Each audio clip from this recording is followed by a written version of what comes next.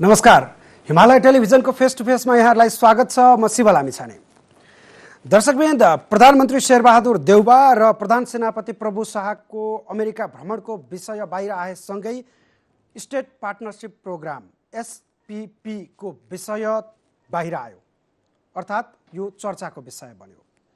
यो सँगै एसपीपी के हो, अब यसको प्रस्तावमा के छ, एसपीपी को सहभागिताको विषय कहिलेबाट सुरु भएको हो, अब के हुन्छ जस्ता आशंकाका विषयहरू प्रश्नहरू बाहिर तेर्सियो।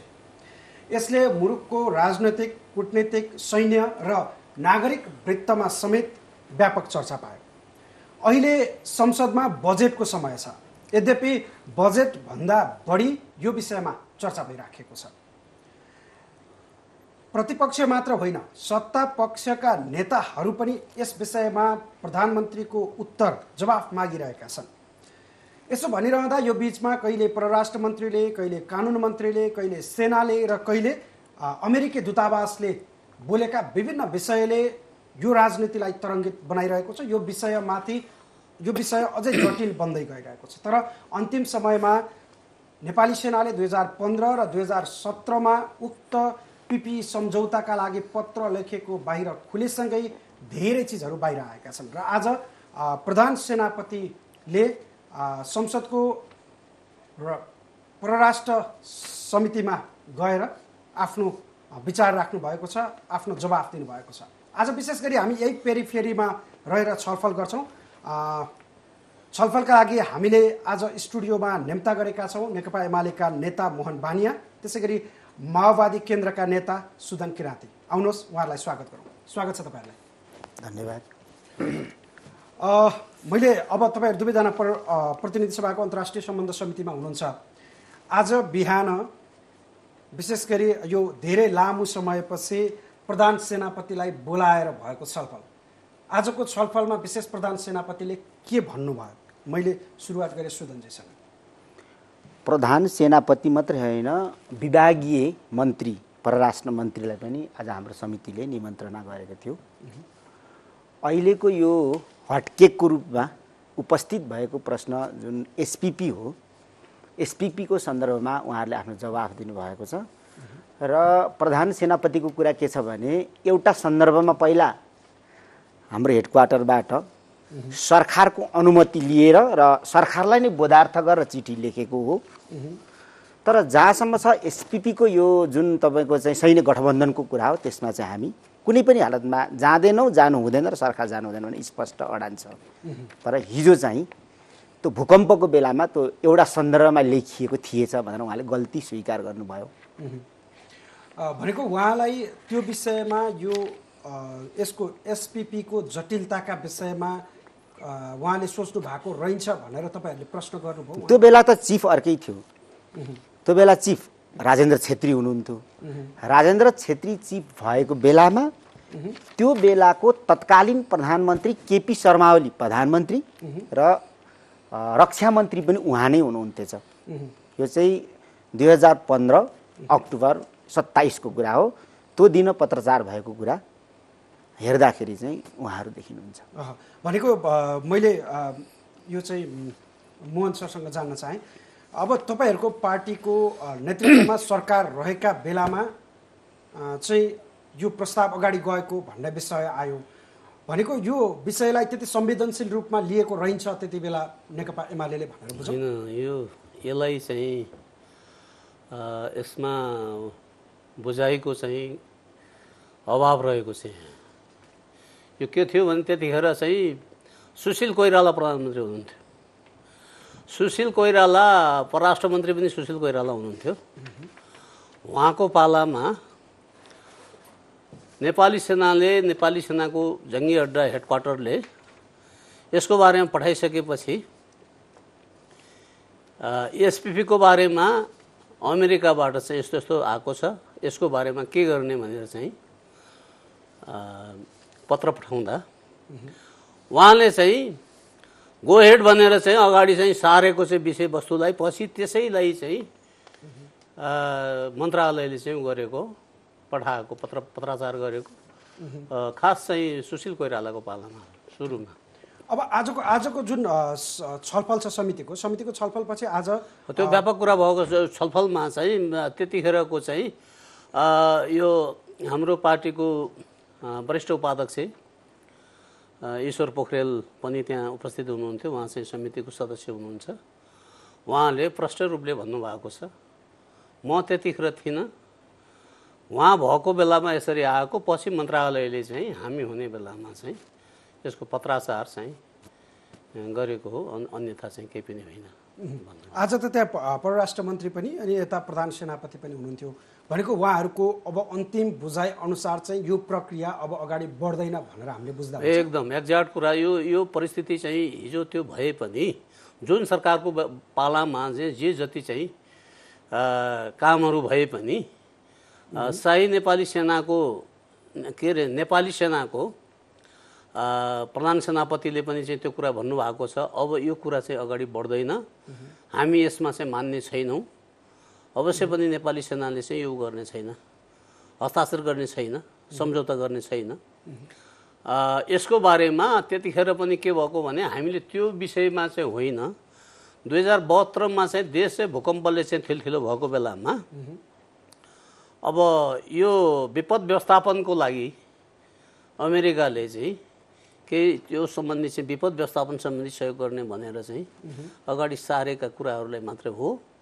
यो सैनिक एलाइन्ड गरेर यो यसरी चाहिँ हामी इन्डो पेसिफिकको चाहिँ एउटा स्ट्राटेजीको चाहिँ एउटा चाहिँ अङ्ग बनाउने एसपिपीलाई चाहिँ स्टेट पार्टनरसिप प्रोग्राममा हामी सामेल हुने भन्ने खालको चाहिँ त्यस्तो होइन भन्नुभएको छ, प्रष्ट भन्नुभएको छ।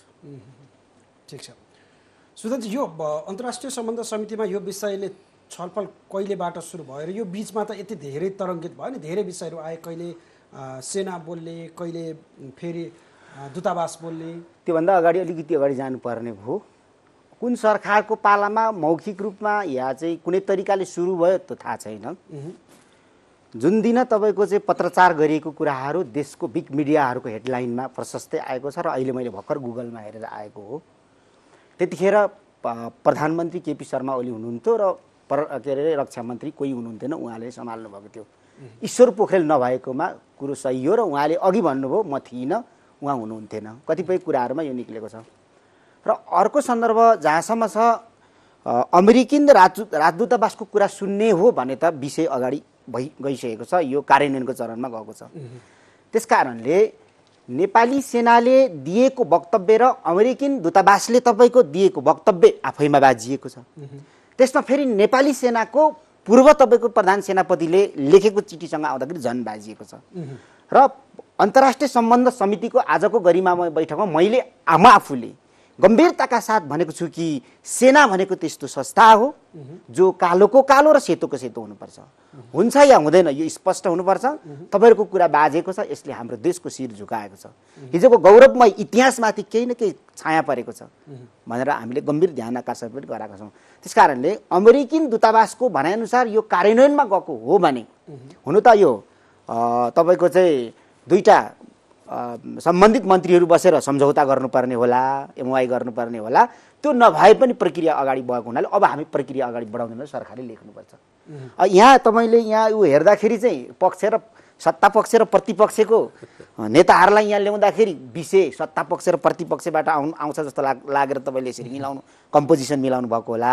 तर यो मामिलामा चाहिँ हामी दुवै सत्ता पक्ष र प्रतिपक्ष नै देशको पक्ष हौँ, हामी राष्ट्रको पक्ष हौँ। हामीले एउटै लाइनमा एउटै तपाईँको चाहिँ भाव आउने गरी उत्तिकै तपाईँको चाहिँ कुरा गरेका छौँ। त्यसमा प्रतिपक्ष भन्दा पनि अझै हामी सत्ता पक्षले यो कुरा यो जुन कन्ट्राडिक्टरीको कुरा गर्नु पनि, यो जुन विरोधाभासपूर्ण छ सेनाको वक्तव्य, त्यस पछाडि आएको जुन सम्झौताको पत्र बाहिर आएपछि झनै बढी विरोधाभासपूर्ण बनेको छ भन्ने प्रश्न चाहिँ तपाईँहरूले प्रधान सेनापतिलाई राख्नुभयो?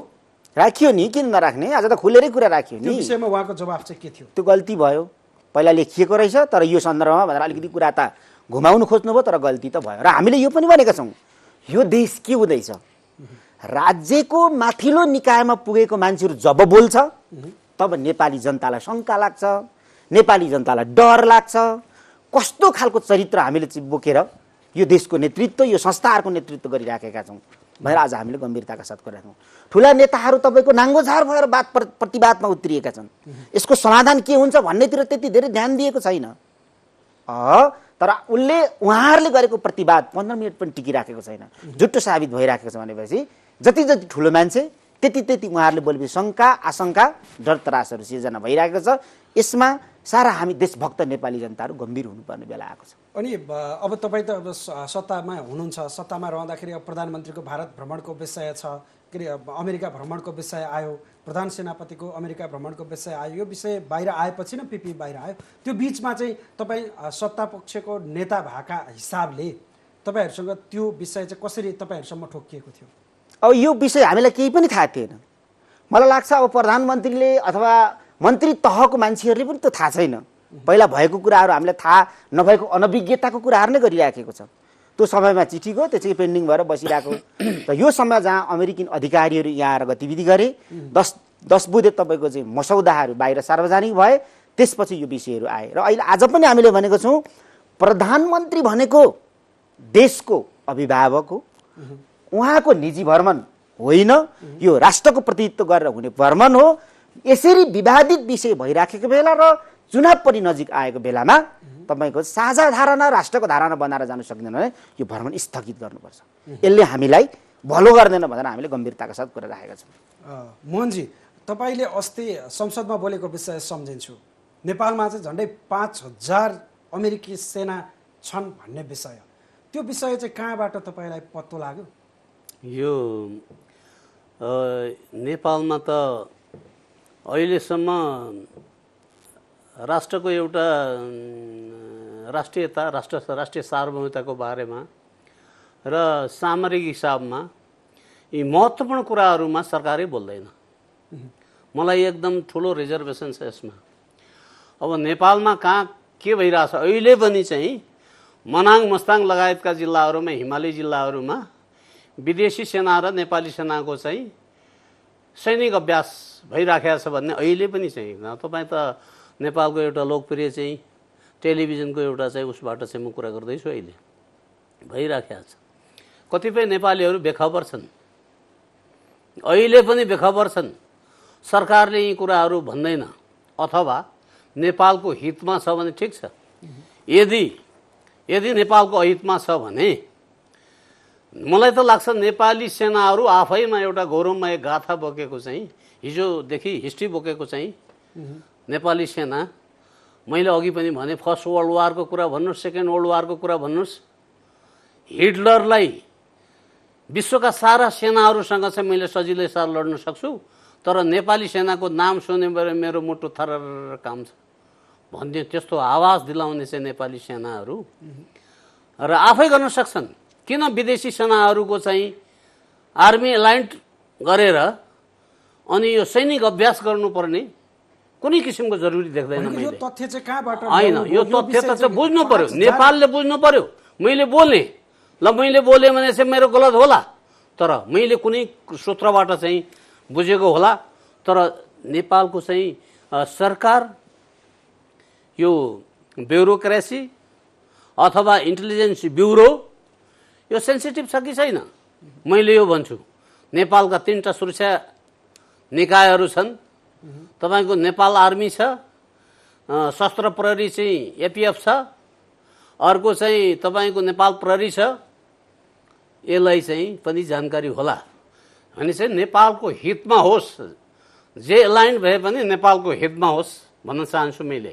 तर त्यो चाहिँ नेपालमा चाहिँ आर्मीहरू मैले अहिले होइन गत वर्षदेखि सुनेको थिएँ अमेरिकन आर्मीहरूको पनि यहाँ उपस्थिति छ। केही गोप्य रूपमा चाहिँ अमेरिकन आर्मीहरूले पनि आफ्ना गतिविधिहरू चाहिँ गरिराखेको भन्ने खालको चाहिँ मैले सुनेको थिएँ। त्यसको आधारबाट अहिले त प्रुफ हुँदैछ नि हजुर, बिस्तारै प्रुफ हुँदैछ। त के रहेछ के रहेनछ भने बोल्न चाहँदैनन्, प्रुफ हुँदै रहेछ। अहिले विभिन्न किसिमका सन्धि सम्झौताहरू चाहिँ विदेशी एक्टहरू हुन्छन्, टिटीहरू हुन्छन्।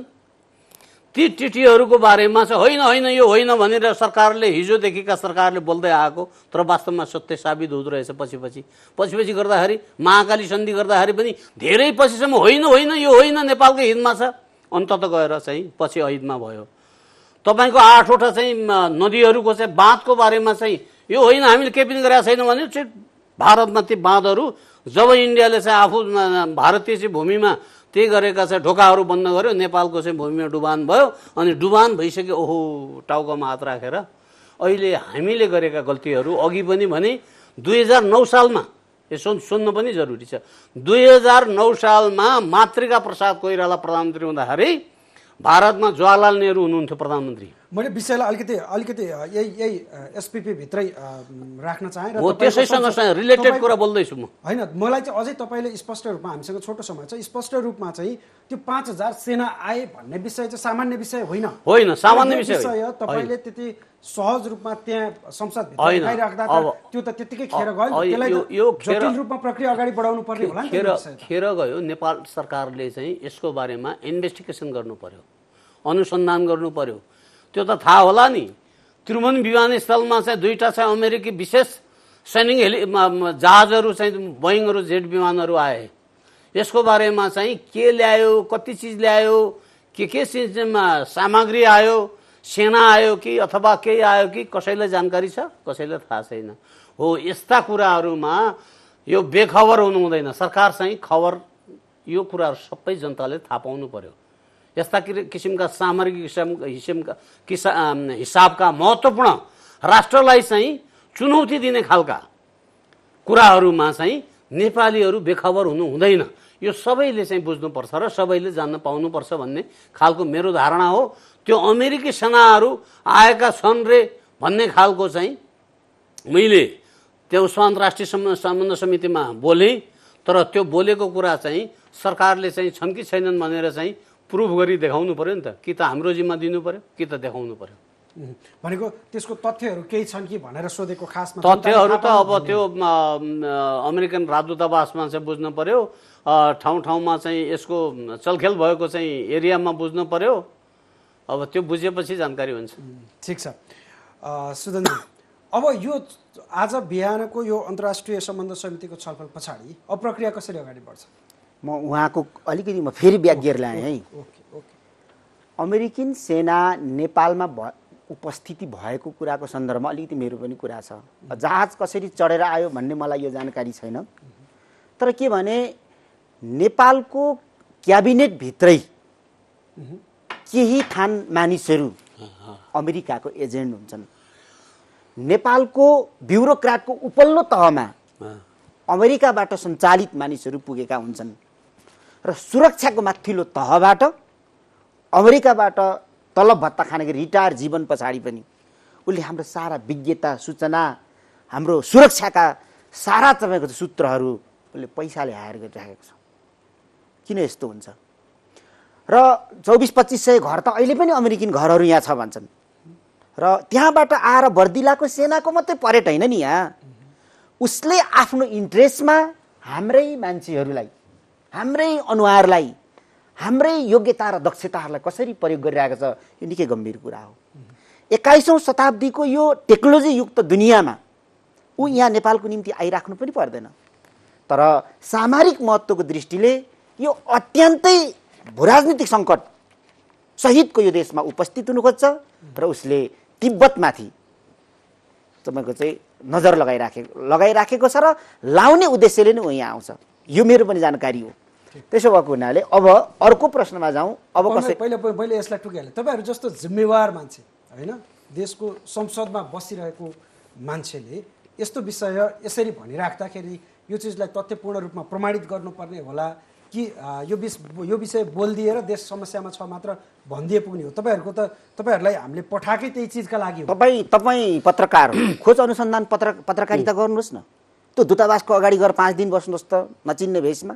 कतिजना मान्छेहरू तपाईँको चाहिँ हस्ताक्षर गरेर तलब बुझेर महिनावारी तलब बुझेर जाँदा रहेछन्। यहाँका तपाईँको माथिल्लो निकायबाट रिटायर भएको मान्छेहरू त्यहाँको पाले बसिराखेको छ। त्यहाँको तपाईँको कम्प्युटर तपाईँको चाहिँ एउटा पर्सन भएर बसेको छ। हिजो आइजी डिआइजीबाट तपाईँको चाहिँ रिटायर भएको मान्छेहरू आज त्यहाँ गुप्तचरको काम गरिराखेको छ। यति त तपाईँहरूले पनि पत्ता लगाइदिनुहोस् न। होइन, यो चिज कार्यान्वयनको पक्षमा हामीले उठाउने ठाउँमा कुरा उठाइराखेका छौँ र उठाउनुपर्छ। नेपालको विषयमा प्रक्रिया अगाडि बढिरहेको छ भनेर मैले बुझेँ भने म सही हुन्छु। प्रक्रिया होइन, हामीले चासो गर्दैछौँ। यो चासोलाई एउटा प्रक्रियाको रूपमा राज्यले उठाउन सक्नुपर्छ। यदि हामी स्वतन्त्र सार्वभौमिक छौँ भने, पुर्खाले जोगाएको निशाना माथि हामी साँच्चै उभिएका छौँ भने, आमालाई पनि जन्माउने नेपाली धरतीमा यो राष्ट्रमा हामी बाँचेका छौँ भने त खोज्नुपर्छ नि त। दुनियाँलाई छ्याङछ्याङटी छ नि त। मोहनजी, अब घटनाक्रम चाहिँ कसरी अगाडि बढ्छ त? अब तपाईँहरूले आज बिहान छलफल गर्नुभयो, उहाँहरूले आफ्नो विचार राख्नुभयो, अब हुन्छ के? यो घटनाक्रम के छ भन्दाखेरि हामीले चासो राख्यौँ, अन्तर्राष्ट्रिय सम्बन्ध समितिले व्यापक छलफल गरेको छ। शोधनजीले पनि भनिसक्नुभयो, हामीले चाहिँ नितान्तै गम्भीरताका पूर्वक यसको चासो लिएर चाहिँ हामीले यो मुलुकलाई चाहिँ यो भर्जिन ल्यान्ड हो नेपाल भनेको, कुनै देशको चाहिँ तपाईँको अतिक्रमण नभएर तपाईँ उपनिवेश नभएको चाहिँ मुलुक, इन्डियामा चाहिँ इस्ट इन्डिया कम्पनीले 137 वर्ष शासन गर्दाखेरि पनि नेपाल चाहिँ बसेको देश र अहिले आएर कसैको चाहिँ अधीनस्थमा रहने, कसैको चाहिँ छायामा पर्ने यस्तो खालको चाहिँ हुन सक्दैन। र अर्को कुरा चाहिँ हामीले त के छ भन्दाखेरि आइपिएसको चाहिँ यो इन्डो पेसिफिक रिजनको एउटा स्ट्राटेजीको सदस्य बन्न हुँदैन, यसको अङ्ग बन्न हुँदैन। अघि पनि भने यो एसपिपिपी छ नि, स्टेट पार्टनरसिप प्रोग्राम छ, त्यसको चाहिँ अङ्ग बन्दैछ भन्ने कुरा थाहा पाइसकेपछि यो त एकदम डेन्जर छ। यसको बारेमा अलिकति बुझ्न चाहिँ जरुरी छ। इन्डो पेसिफिक वास्तवमा चाहिँ यो पेसिफिक रिजन थियो। पेसिफिक भनेको चाहिँ तपाईँको यो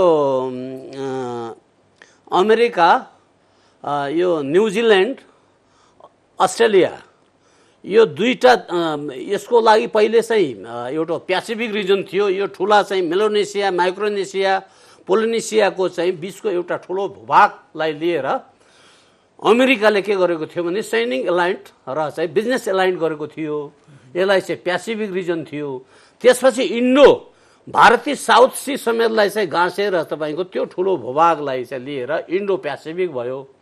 इन्डो पेसिफिकको चाहिँ के छ भन्दाखेरि बिस्तारै अमेरिकाको त साम्राज्यवादी नीति छ नि, बिस्तारै चाहिँ गर्दै भारत हुँदै नेपाल हुँदै अनि यता चाहिँ चाइनाको चाहिँ तपाईँको साउथ सी त्यो एरियालाई पनि लिने, कम्बोडिया चाहिँ तपाईँको चाहिँ यो फिलिपिन्स भयो, चाहिँ यो मलेसिया भयो, यो ताइवान भयो, यो वरिपरिको चाहिँ त्यो भूभागलाई पनि चाहिँ त्यसलाई पनि चाहिँ अलिकति पोल्युसन बनाएर, नेपालमा पनि पोल्युसन बनाएर चाहिँ चाइनासँग चाहिँ यसको चाहिँ एउटा पोलिटिकल एट्याक गर्ने एउटा रणनीति एकछिन म भन्दैछु।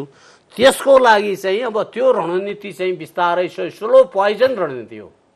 यो स्लो पोइजनको रणनीतिमा चाहिँ जान हुँदैन भन्ने खालको चाहिँ हाम्रो मान्यता हो।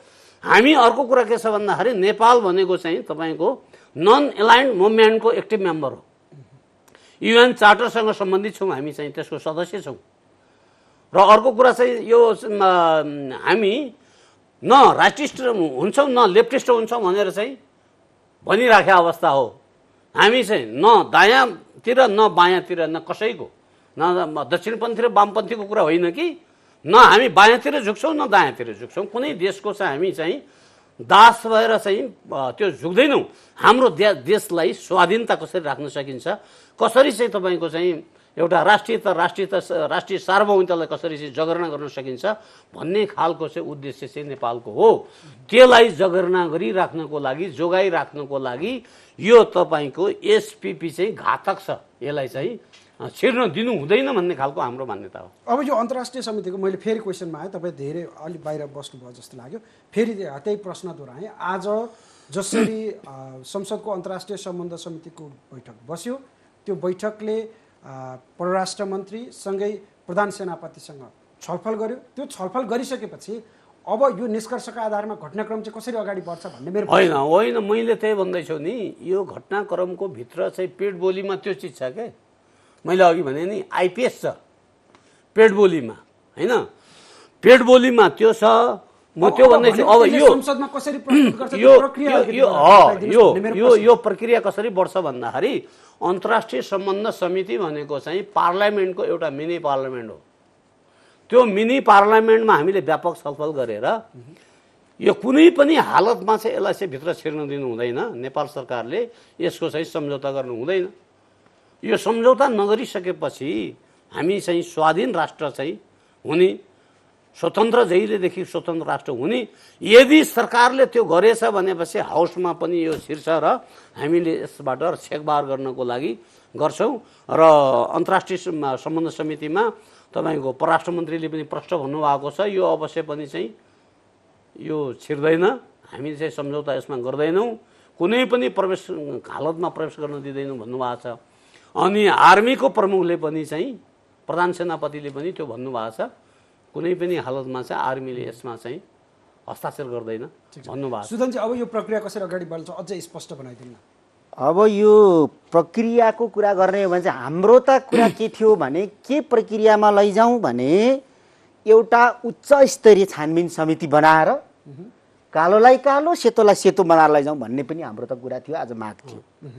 तर प्रधान सेनापति यसको निर्णायक होइन, प्रधान सेनापति एउटा संस्थाको प्रमुख हो, उहाँले घटेको घटनाको जवाफ दिने हो।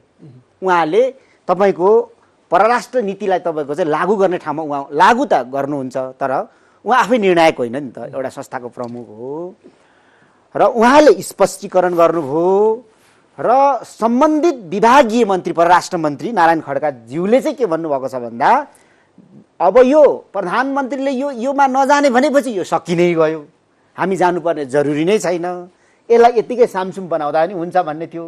तर हामीले गम्भीरताका साथ कुरा राखेका छौँ कि अमेरिकन दूतावासको भनाइअनुसार यो एप्लाईमा गइसकेको छ, कार्यान्वयनमा गइसकेको छ भनेको हुनाले तपाईँहरूले चाहेको खण्डमा फेरि रोक्नु सक्नुहुन्छ पनि भनेको हुनाले छिटोभन्दा छिटो चिठी पठाएर यो विषयलाई त्यहाँबाट विथड्र गर्नुपर्छ भनेर हामीले भनेको छौँ। प्रक्रिया यही होला। अब ठिक छ, अब भनेको यो अब कुनै पनि हालतमा अगाडि बढ्दैन भनेर नेपाली जनताले बुझ्दा हुन्छ।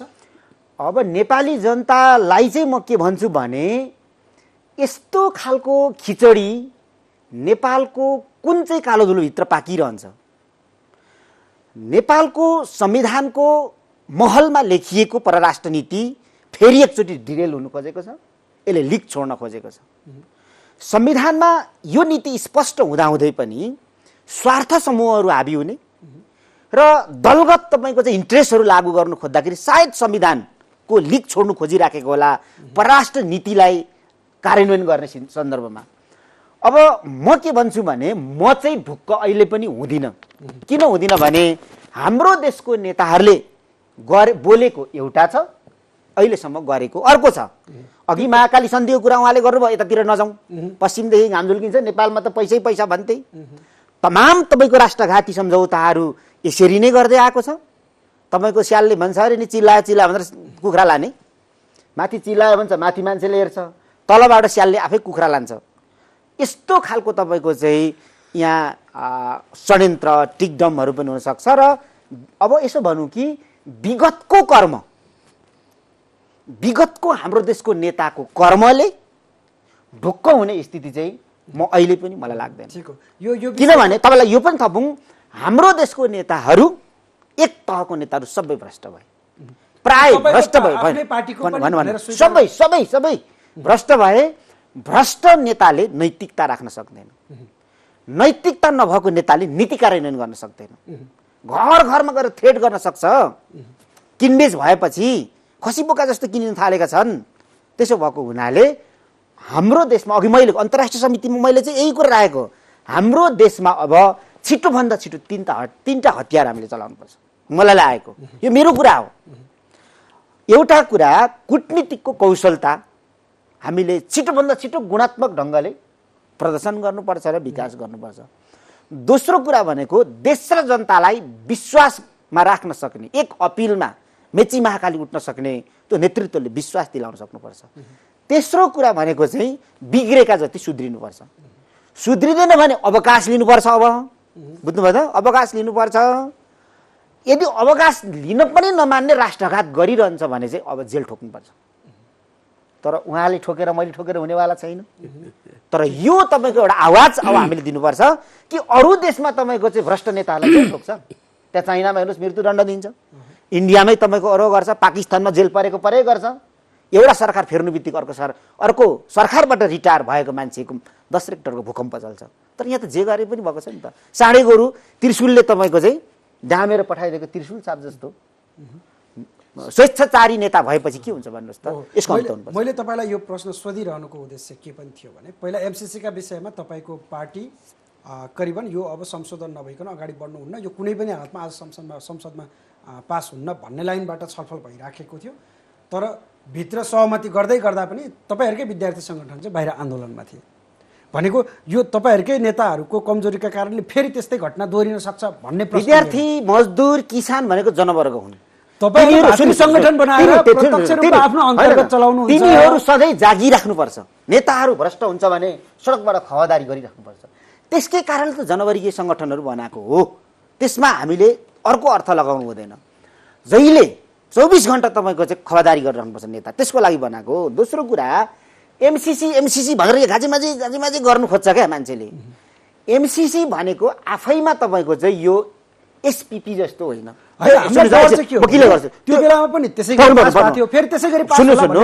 त्यो चाहिँ तपाईँको चाहिँ विकास एउटा परियोजना थियो। तर अमेरिकाकै आधिकारिक मान्छेले बोलेको कुरा यो इन्डो पेसिफिक स्ट्राटेजीको सुरक्षाको छाता मुनि रहेको एउटा प्रोग्राम हो भनिदिएको थियो कतै। नेपालमा बस्ने अमेरिकी राजदूतले पनि त्यो कुरा गरेको हुनाले नेपाली जनतामा संशय थियो। साँच्चै नै हामीलाई इन्डो पेसिफिकमा लगेर गाँच्दैछ कि के हो भनेर एउटा आतंक सिर्जना भएको थियो। र त्यो हो कि होइन भन्ने कुरामा हामीले क्लियर गर्नुको निम्ति यसलाई त्यो हो भने संशोधन गर्नुपर्छ भनेको। तर पछि 12 बुँदे तपाईँको व्याख्यात्मक टिप्पणी सहित नेपालको सार्वभौमिक अधिकार सम्पन्न संसदले कानुन हो नि त, त्यो त एकैचोटि तपाईँको चाहिँ पास गरेर एमसिसीलाई तपाईँको चाहिँ अनुमोदन गरेको हो। तर यो चाहिँ इन्डो पेसिफिक स्ट्राटेजीको अङ्ग हो, यो सुरक्षा छातामुनि यो छ, यो एसपिपीको अङ्ग त्यो होइन। हुनु त यस्तो पनि होला, त्यो एसपिपी ल्याउनुको निम्ति या नेपालमा अमेरिकन सेना उपस्थित गराउने वातावरण त बनाउने सबैले कोसिस गर्छ नि। तर हामीले के ल्याउने के नल्याउने त्यो चाहिँ हामीले जान्नुपर्छ। जस्तो मानिलिउँ अहिले यो तपाईँको एसपिपी त्यो बङ्गलादेशले सम्झौता गरौँ, तपाईँको चाहिँ के अरे चाहिँ अर्को मालदिभ्सले सम्झौता गरौँ, 93वटा देशले सम्झौता गरेर अगाडि बढाइराखेको बेला तपाईँहरूले चाहिँ किन नल्याउने त? ल्याउँदा हुन्छ नि त भन्ने मान्छे पनि होला। उनीहरूले किन गरौँ उनीहरूले जान्ने हो। हाम्रो देशको सामरिक दृष्टिले यो एउटा के भन्ने यो चाहिँ अब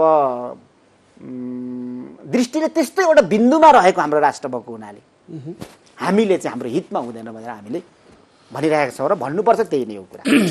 मलाई राप्रपाका अध्यक्ष राजेन्द्र लिङ्गदेनले संसदमै भनेको कुरा याद आउँछ कि उहाँले के भन्नुहुन्थ्यो भने यो एमसिसी को बुदाहरू के छ भन्ने विषय बिर्स्यौँ, तर एमसिसी सँगसँगै लगातार अरू धेरै सम्झौताहरू पछि लाएर आउँछन् भन्नुहुन्थ्यो। त्यस्तै परिस्थिति देखियो भनेर बुझ्यो त सधैँ सबैले गर्छन् क्या। तर के ल्याउने के नल्याउने भन्ने कुरा चाहिँ हामीसँग हुनुपर्छ क्या। त्यो त्यसो भए केही नल्याउन त विदेशको सम्भव छ? एउटा बेसार हाम्रो चौकामा छैन, एउटा नुन तेल छैन चौकामा, अनि चाहिँ लिङ्गदेनजीले कुरा गरे जस्तो केही नल्याउनु त। त्यसो भए हिजो तपाईँको चाहिँ राजा सवारी हुँदाखेरि हामीलाई त अनिकाल लागेको भो भात नखाएको 7 दिन भयो महाराज भन्दा पाउरोटी र दुध पनि छैन भन्नेको कार्यकर्ता होइन राजेन्द्र लिङ्गदेन। जनता चाहिँ जसरी बाँचे पनि हुने हिजोकै कुरा हेरेर उहाँलाई आज आक्षेप गर्न त भएन। उहाँले भनेका कुरा पनि सुन्नु, उहाँले पनि त आफ्नो धरातलमा त उब्नुपर्छ नि त। त्यसो विदेशी केही नल्याउ। ठिक छ मोहनजी, अलि हामी खासमा नागरिकले चाहिँ के बुझ्छन् भने एमाले चाहिँ अलि पछि बिस्तारै समय लाएर बोल्छ अनि बोल्नलाई अधिक समय लाउँछ। त्यो एमसिसीका विषयमा होस् या यो अहिले भइराखेको एसपिपीका विषयमा यो बोल्नलाई समय लाग्ने चाहिँ किन रहेछ? अध्ययन गर्नलाई त्यति 4-5 पाना अध्ययन गर्न समय लाग्ने रहेछ कि त्यो अगाडिको प्रक्रिया हेर्न समय लाग्ने रहेछ कि ढिलो चाहिँ किन हुन्छ? होइन, कुरा के छ भने एमसिसीको बारेमा पनि चाहिँ नेकपा एमालेको धारणा चाहिँ आफ्नै चाहिँ थियो, अहिले पनि त्यही छ। एमसिसी नेपालको लागि पास हुने दिन पनि प्रष्ट रूपमा बोलिराख्नु भएको थिएन। म भन्दैछु अहिले पनि चाहिँ एमसिसी नेपालको नेपाली जनताको लागि घातक छ। हामीले चाहिँ त्यहाँ या त्यो ढङ्गले होस् त्यहाँ कुरा चाहिँ हामीले उठाएकै चाहिँ अवस्था हो। र अर्को कुरा चाहिँ नाराबाजीको बिचमा चाहिँ तपाईँको चाहिँ संसद अवरुद्ध भएकै बिचमा चाहिँ एमसिसी पास भएको छ। त अब एमसिसीले गाई किन्दाखेरि बाछी चाहिँ सँगै चाहिँ आउँछ भने जस्तै अब एमसिसी आयो, एमसिसीसँगै अर्को चिज पनि आयो। त्यो अघि तपाईँले भनेको कुरा रियल हो। यो एमसिसी आयो, एमसिसीसँगै अर्को पनि आयो। तर एमसिसी प्रोजेक्ट चाहिँ जुन छ नि मिलेनियम च्यालेन्ज कर्पोरेसन छ नि, त्यसको त्यो परियोजनाको सुरक्षार्थको लागि चाहिँ अमेरिकी सेना आउँछ, नेपाली सेनाले गर्दैन। र त्यसले चाहिँ बनाउने क्याम्पहरू पनि नेपाल सरकारले जग्गा दिनुपर्छ र त्यो क्याम्प बनाउँछ, उसको स्वेच्छाले बस्छ। नेपालको कानुनले चाहिँ तपाईँको चाहिँ कुनै किसिमको चाहिँ छेकबार गर्दैन। एकदम घातक खालका चाहिँ तपाईँको एमसिसीमा चाहिँ ती तल बुदाहरू छन्। त्यसै कारणले एमसिसी पनि नेपालको चाहिँ 55 अरब रुपियाँको चाहिँ लोभमा नेपाल सरकारले चाहिँ यसलाई भित्र्याए पनि यो अन्ततोगत्तो गएर चाहिँ नेपालका चाहिँ जनताहरूले चाहिँ टाउकामा हात राखेर रुने दिन चाहिँ अब धेरै दिन छैन, नजिकै आउँदैछ। त्यसै कारणले यो अमेरिकाले एउटा देशमा मात्र होइन, यो साम्राज्यवादी नीति चाहिँ यसले विश्वभरिका चाहिँ अल्पविकसित अन्डर डेभलप कन्ट्रीहरू जति छन् ती कन्ट्रीहरूमा चाहिँ आफ्नो प्रभुत्व ऊप्रति चाहिँ उत्तरदायी बनाउनुको लागि यो रणनीति गरेको कुराहरू त नेपाली जनताले बुझ्नु पर्यो, नेपालको राजनीतिज्ञहरूले बुझ्नु पर्यो। यो कुरा भइरहेछ। तर यो नेकपा एमाले त्यो बारेमा पनि बोलेकै थियो। अब अहिले चाहिँ तपाईँले भन्नुभयो एउटा चाहिँ अब एमाले लाग्ने चाहिँ आरोप चाहिँ एउटा सङ्गीन आरोप। अब अहिले पनि चाहिँ नेकपा एमाले अन्तर्राष्ट्रिय सम्बन्ध समितिको चाहिँ लिड एमालेको तर्फबाट पवित्र निरौला चाहिँ सभापति हुनुहुन्छ। उहाँले अब हामी पनि सदस्य छौँ, अघि उहाँले चाहिँ क्रान्ति मान्यजीले पनि भनिहाल्नु भयो, सबै नेकपा माओवादीमा अथवा गठबन्धनमा सबै त्यस्तो खालको धारणा भएका राष्ट्र बिचुवाहरू, राष्ट्रको लागि चाहिँ घात गर्ने व्यक्तिहरू छैनन्। यस्तो मान्नेहरू पनि छन् नि राष्ट्रको पक्षमा बोल्ने। र त्यही एमसिसीको बारेमा पनि जति तोडमोड गरेर पनि आफ्नो सरकारले गरेका निर्णयहरूलाई चाहिँ हामीले नाकले पनि सच्याव गर्नुपर्छ भन्ने खालको धारणा राखे पनि तर वास्तवमा यो कुरा भित्र गलत छ भन्ने खालको उहाँलाई पनि परेकै छ। कतिपय चाहिँ माओवादी होइन, मैले चाहिँ सकिहालौँ, माओवादीभित्र पनि चाहिँ तपाईँको चाहिँ अब देव गुरुङ लगायतको तपाईँको चाहिँ यो ती सांसदहरूले बार बार कुरा राखिराख्नु भएको छ होइन। यसको कुराहरूमा पनि नभएको होइन। तर वास्तवमा के छ भन्दाखेरि एमसिसी चाहिँ पास गरिसकेपछि नेपाली जनतालाई चाहिँ कुनै किसिमको चाहिँ सैनिक एलान्डमा चाहिँ एउटा गाभ्ने अथवा चाहिँ यस्ता खालका गतिविधिहरू चाहिँ भयो भने मलाई चार पाटे बनाएर मुडेर चाहिँ थानकोट कटाइदिनु पर्ने भन्ने चाहिँ नेपाली काङ्ग्रेसको सांसद गगन थापाले भन्नुभएको छ। अहिले चाहिँ परिहाल्यो, अहिले चाहिँ तपाईँको तातो लगाइहाल्यो नेपालीहरूलाई। तपाईँको चाहिँ एसपिपी भनेको चाहिँ त्यसै अन्तर्गत छ। हिजो इन्डो पेसिफिक स्ट्राटेजीको बारेमा चाहिँ नेपालमा चाहिँ फाल्यो, एउटा कार्ड फाल्यो। यसको बारेमा छलफल गरौँ है, हाउसमा छलफल गरौँ। मैले योभन्दा 3 वर्ष पहिले चाहिँ तपाईँको सगरमाथा टेलिभिजनमा चाहिँ इन्टरभ्यू दिएँ। अब यसको बारेमा नेपालले कुनै पनि हालतमा चाहिँ इन्डो पेसिफिकको सदस्य चाहिँ हुनु हुँदैन। यसको चाहिँ गतिविधि यो छ त अहिले यसकै अङ्ग यो एसपिपी हो भन्ने खालको चाहिँ त पर्यो नि। ठिक छ, मैले सुदनजीसँग म यसै बारेमा अलिकति आधी मिनट लिन्छु है। उहाँ र मेरो मित्रता असाध्यै प्रगाढ छ र उहाँलाई म व्यक्तिगत रूपमा धेरै मन पराउँछु। युवा जोस जाँगर भएको एक दाइ हुनुहुन्छ। उमेर र अनुभवले मेरो उहाँलाई लालसलाम छ। तर एमसिसीको सन्दर्भमा उहाँले राखेको धारणा उहाँको निजी धारणा हो, त्यो ठिक छ। तर संस्थागत धारणा एमालेको त्यो होइन। किनभने नेकपा हुँदाखेरि हाम्रो पार्टी दुई पार्टी एउटै थियो, हामी सँगै केन्द्रीय समितिमा थियौँ। केन्द्रीय समितिको बैठकमा हामीले एमसिसी के हो भन्ने सन्दर्भमा झलनाथ खनालको नेतृत्वमा 3 सदस्यीय छानबिन समिति अध्ययन समिति पनि बनाएका थियौँ। र नेकपा विभाजनको एउटा कडी यो पनि हो। त्यतिखेर केपी शर्मा ओलीले नै यो एमसिसी जसरी पनि ल्याउनुपर्छ भनेर लाग्नुभएको हो। त्यसमा त्यो संस्थागत त्यता होला, उहाँको व्यक्तिगत हो भनेको। अलिकति तपाईँको अब ढिलो किन एमाले बोल्ने भन्ने कुरा चाहिँ त्यो अध्ययन पनि होला। तर उहाँहरू कसरी बाजा बज्छ भनेर कुर्नुहुन्छ, त्यो बाजाको तालमा उहाँहरूले स्टेपले नाच्नुहुन्छ क्या। अब ठट्टामा भने पनि सत्य भनी नेकपा एमाले नपोथी नभाले भनिन्छ। अलिकति यसमा सत्यता छ होइन। तर उहाँको त अहिलेको भनेको निजी धारणा कुरा होइन, यस्तो आरोप लगाउनु भएन। त्यो त दुनिया कुरा सुन्नुहोस्। अब क्रान्तिजी, अब अरू कुराहरू भन्दा पनि हामी नितान्त व्यक्ति होइन। कुरा सुन्नुहोस्, म नेकपा एमालेको चाहिँ पोलिट ब्युरो सदस्य भनेको आजको दिनमा पनि होइन, एमालेले म एमसीसीलाई सही मान्दैन भन्ने हो म नेकपा एमालेको पोलिट ब्युरो भन्दैछु जस्तो मानिलिउँ संसदमा नाराबाजीको बीचमा भनेर उहाँले राखेको कुरा संसदको नाराबाजी अर्कै तपाईँको एजेन्डामा हो, एमसीसीको एजेन्डामा होइन, तर नाराबाजी थियो। तर नेकपा एमालेको संस्थागत निर्णय र पार्टीलाई नेतृत्व मैले भन्दैछु म सिर्फ चाहिँ एउटा पब्लिक मात्र होइन। कुरा सुन्नुहोस् है, म पार्लियामेन्ट मेम्बर हो, म चाहिँ एउटा नीति निर्माण गर्ने ठाउँमा छु। अर्कोतिर के भन्छु भने म अहिले बोलिराखेको पनि एउटा पार्लियामेन्ट मेम्बरको हिसाबले बोलिराखेको छु। अहिले मैले एउटा व्यक्तिगत मौन बानीको धारणा होइन, तर नेकपा एमालेले आफ्नो कार्यकालमा 43 महिनाभित्र चाहिँ यदि चाहिँ इन्ट्रेस्ट थियो भने एमसीसी पास गर्थ्यो नि त, गरेन। पास नगर्नु पनि यो सबभन्दा ठुलो कुरा हो, एक नम्बरमा। अर्को दोस्रो नम्बरमा के भयो कसो भयो भने चाहिँ राष्ट्रको चाहिँ एउटा चाहिँ विश्वभरिका चाहिँ दौत्य चाहिँ राष्ट्रहरू सम्बन्ध भएका, कूटनीतिक सम्बन्ध भएका र मैत्री सम्बन्ध भएका, भगिनी सम्बन्ध भएका राष्ट्रहरूको बीचमा कुन देशसँग चाहिँ कस्तो खालको सम्बन्ध गर्ने भन्ने खालको सरकारको चाहिँ एउटा चाहिँ नीति हुन्छ। त्यो नीति अनुसार चल्न पर्ने पनि हुन्छ, कतिपय बाधा व्यवधान मैले सक्छु। अर्को कुरा के भन्दाखेरि उहाँले भन्नु भने मेरो व्यक्तिगत धारणा होइन, मेरो नितान्त पार्टीको म पोलिट ब्युरो सदस्य हो, पार्टीगत धारणा पनि हो। यसको बारेमा अर्को कुरा छ नि, एसपीपीको बारेमा छ नि, एसपीपीको बारेमा पनि प्रष्ट नेकपा एमाले चाहिँ बोलेको छ।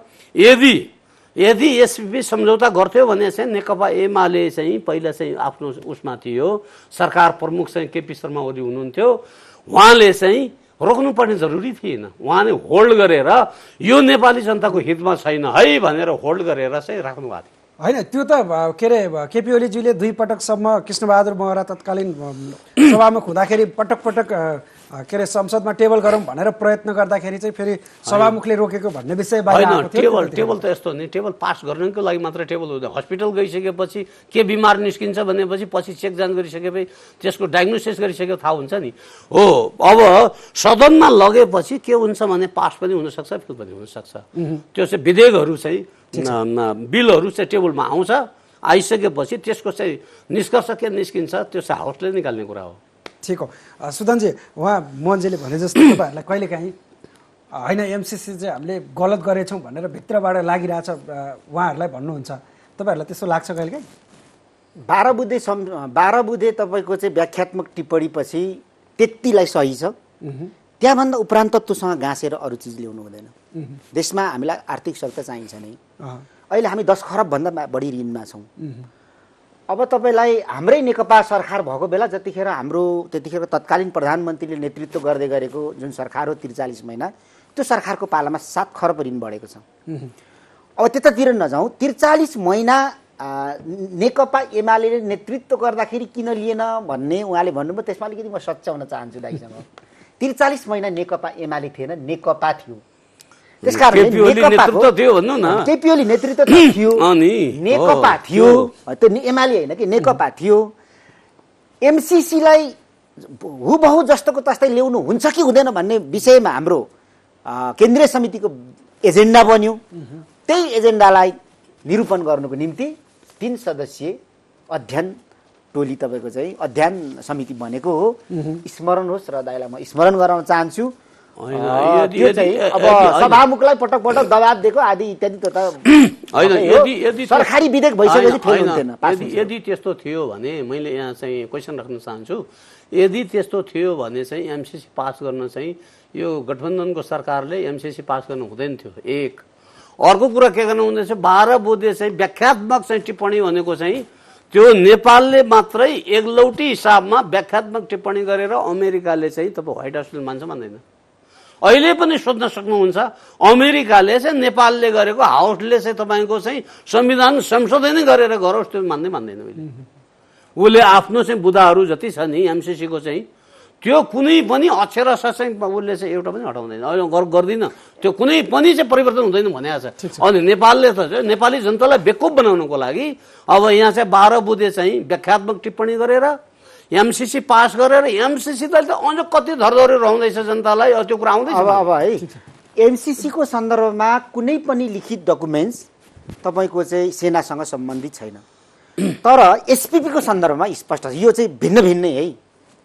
वातावरण त सब अब चाहिँ एउटा केटी माग्नुको जानुको निम्ति पहिला के गर्ने भन्ने त त्यो मिलाउनै पर्छ होइन, मिलाउनु पर्छ। त्यो त के होला, कति ल्याउने कति नल्याउने हामीले जान्ने कुरा हो जस्तो मलाई लाग्छ। अर्को कुरा एसपिपी किन भिन्न छ भन्दा एसपिपीको त्यो 10 बुँदे मसौदामा स्पष्ट के लेखिएको छ भने नेपालको उच्च भूभागमा संयुक्त सैन्य अभ्यास गर्ने भनेको तिब्बतलाई नै रिकी गर्ने भनेको हो र नेपालको भूमिमा फ्युल भर्ने भन्ने जुन तपाईँको चाहिँ कुरा छ, अब चाइना र तपाईँको चाहिँ अथवा अमेरिका र कुनै पनि राष्ट्रको यो एसिया अथवा यो दक्षिण एसियाको टेरिटोरीमा युद्ध भयो भने नेपालमाथि बसेर उसले फ्युल भरेपछि स्वाभाविक रूपमा यहाँ तपाईँको चाहिँ बम बाढी हुनेवाला छ। त्यसो भएको हुनाले त्यो र यो अन्तर छ। ठिक छ। र एमसिसीको सन्दर्भमा भ्रम नपरोस् कि तपाईँको व्याख्यात्मक टिप्पणी गरेर हामीले यो चिज मान्दैनौँ भनेर गरेको त्यो सार्वभौमिक संसद हो, त्यसले पारित गरेको कुरा कानुन भन्छ। उसले गरोस् या नगरोस् हामी त लागू गर्छौँ। त्यसले छुँदैन। नेपालको चाहिँ ऐन कानुन भन्दा माथि छ अमेरिकाको त्यो एमसिसीको ऐन कानुन सबै निष्क्रिय हुन्छ। उसले चाहेपछि चाहिँ अमेरिकी सेना चाहिँ एकदम चाहिँ हात हतियारको साथ जता पनि हिँड्न पाउने, उसले जे पनि गर्न पाउने छ, त्यस्तो खालको छ नि चाहिँ कसरी ऐनले कानुन। ठिक छ मोहनजी, अब विशेष गरी सुदनजी यो तपाईँहरू अमेरिकी साम्राज्यवाद भनेर जुन द्वन्द्वकालमा लड्नुभयो, त्यो अमेरिकी साम्राज्यवादको बुँदाभित्र एमसिसी पर्छ कि पर्दैन? एसपिपी त पर्यो होइन, एमसिसी चाहिँ पर्छ कि पर्दैन? अब रूपमा डकुमेन्ट्स बोल्ने हो नि त, हामी मान्छे बोल्ने डकुमेन्ट्स बोल्दाखेरि डकुमेन्ट्स अध्ययन गर्दाखेरि एमसिसी चाहिँ सैन्य रणनीति त्यो छाता मुनि भनेर कहीँ पनि लेखिएको छैन, विकास परियोजना हो। तर ऊ साम्राज्यवादी सोच राख्छ भन्ने तपाईहरुको बुझाइ हो? एकदमै हो, साम्राज्यवादी सोच राख्छ, साम्राज्यवादी उसको चरित्र हो। संसारमा उसले साम्राज्य कायम गरेर हेजिमनी कायम गरेर आफू बाँच्छ। उसको पहिलो तपाईँको उद्योग भनेको नै व्यापार भनेको नै हात हतियार र लडाइँ हो। यो कुरामा हामी स्पष्ट छौँ। तर मित्र राष्ट्र हो, हामीले उसको सहयोग हामीलाई चाहिन्छ। अब हामीसँग एकदमै छोटो तपाईँले 10-15 सेकेन्डमा सक्नु होला। अब हामीले तपाईँको चाहिँ के हो भनेदेखि तपाईँको व्यक्ति भनेको कुरा त सामान्य कुरा हो। व्यक्तिले त जहिले पनि आफ्नो हित र इन्ट्रेस्टमा कुराहरू राख्छन् होला र कम्युनिस्टहरू आउँदाखेरि तपाईँको चाहिँ समाजवादी साम्यवादी धारातिर लक्षित गर्ने गरी कुराहरू उठाउँछन् होला। अब अर्को पुँजीवादी आउँदाखेरि पुँजीवादतिर राख्छ। तर हामीले यस्तातिर प्रभावित भएर भन्दा पनि हाम्रो देशको संस्थाहरूलाई देशभक्ति, लोकतान्त्रिकरण र देशको पक्षमा बनाइराख्नुपर्छ। हस् तपाईँहरू दुवैजनालाई धेरै धेरै धन्यवाद। हस्, धन्यवाद। दर्शकवृन्द, उहाँहरू हुनुहुन्थ्यो नेकपा एमालेका नेता मोहन भानिया, त्यसै गरी माओवादी केन्द्रका नेता सुदन किराँती। आज हामीले विशेष गरी स्टेट पार्टनरसिप प्रोग्राम एसपिपीका विषयमा अन्तिम अवस्था के हो भन्ने विषयमा छलफल गऱ्यौँ। सँगै आज संसदको अन्तर्राष्ट्रिय समितिमा प्रधान सेनापति र परराष्ट्र मन्त्रीसँग के कस्ता प्रश्न भए र त्यसको अब एसपिपीको निर्देश कता भन्ने विषयमा छलफल गऱ्यौँ। हिमालय टेलिभिजन हेर्दै रहनुहोला। नमस्ते।